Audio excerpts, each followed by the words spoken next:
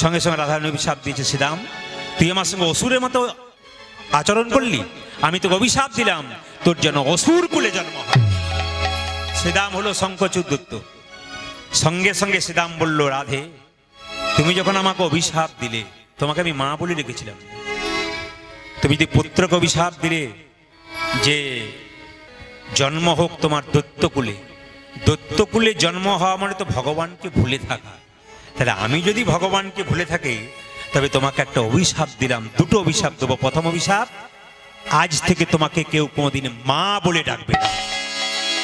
দ্বিতীয় অভিশাপ, তুমি যে কৃষ্ণের জন্য কাঙ্গালিনী হয়ে ছুটে এলে, সেই কৃষ্ণকে তুমি 100 বছরের জন্য হারাবে।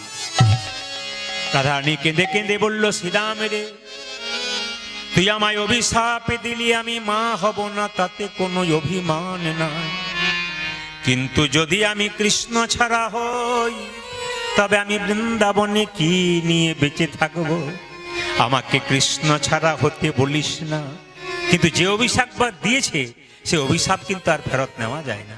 তাই রাধারানী যখন অভিশাপ পেলেন 100 বছরের জন্য কৃষ্ণকে হারিয়েছে, তখন কেঁদে কেঁদে রাধারানী সখীদেরকে বলছে, সখী আমি একটা কৃষ্ণ প্রেমের বীজ রোপণ করেছিলাম, কিন্তু আমার কি হলো জানিস, অঙ্কুরেই বিনাশ হয়ে গেল। আরে আরে প্রেম প্রেম